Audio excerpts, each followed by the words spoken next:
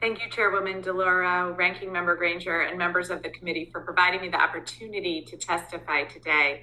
I also want to extend a special nod of thanks to my good friend and colleague from New Jersey, Representative Bonnie Watson-Coleman, for her outstanding work to represent and support our state's priorities on this committee. I want to speak today about a number of crucial projects I've submitted on behalf of my district and the communities and constituents I represent. You've heard from and will continue to hear from a number of members today. Many, if not all of us, will be highlighting the community projects we've submitted for consideration by this committee. For this committee, it may seem tedious, but I assure you, no matter the size, scale, or issue area that these projects fall under, they will be life-changing to the constituents we're here advocating for. For every community, the past year has been exceedingly difficult. The pandemic, the economic fallout, the loss, the isolation, the change in daily routine, kids learning remotely, and families prevented from seeing each other in the most troubling times many of us have ever faced. Every part of this nation was hit hard, but for New Jersey, we were hit hardest and we were hit first. The impact hasn't been lost on those in my district.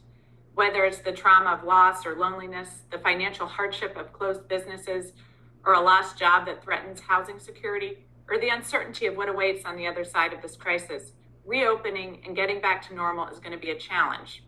But we're well on our way to making that reopening a reality. And now is the time to be making the types of investments that will make us better and stronger than before. So each of these project requests that I've submitted were chosen because they will make a significant difference in people's lives and livelihoods.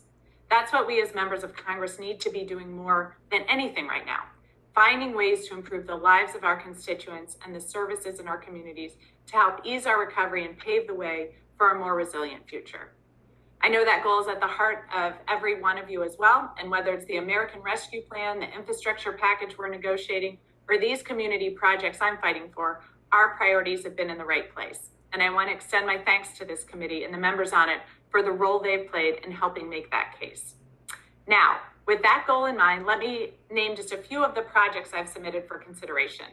$3 million for Morris Habitat for Humanity's largest affordable housing project to date in Randolph, nearly $300,000 for suicide prevention services through the Mental Health Association of Essex and Morris County, $250,000 for a park improvements project in West Orange, specifically designed to enhance ADA accessibility and provide exercise options for seniors, nearly $650,000 in funding for the installation of new lights at a recreation complex in Totowa, $250,000 for the replacement of a water main in Stanhope, $3.1 million for the expansion of a collaborative childcare project through United Way of Northern New Jersey, more than $135,000 for traffic improvements in Morris Plains that provide safe access to public transportation for residents of affordable housing, $255,000 for the replacement of lead pipes and service lines in Bloomfield, $800,000 for a water system upgrade to improve the water system in Hapatcong, and finally $500,000 for the pre-construction engineering efforts for a flood mitigation project on the Peckman River.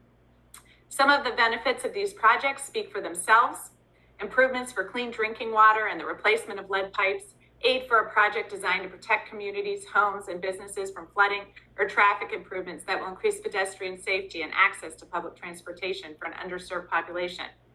These aren't the flashiest projects Congress has ever funded, but they are often the most impactful. And there are always projects like these in our communities that need to be addressed. And then there are those whose importance may have reached a crisis level during the challenges of the past year. Aid to Habitat for Humanity, for example.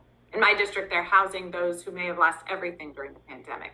I had the honor of joining as a volunteer on one of their builds just last month, or a project to expand childcare services that will help rebuild New Jersey's early education and care sector when 71% of the family childcare providers in the state have been lost. Or perhaps sadly, the most life-saving, the expansion of suicide prevention services when we're in the midst of a mental health crisis only exacerbated by the pandemic. These are the type of projects we need to be funding right now, and I'm proud to be fighting for them here today. Thank you all so much. Thank you, Madam Chairwoman, and I yield back.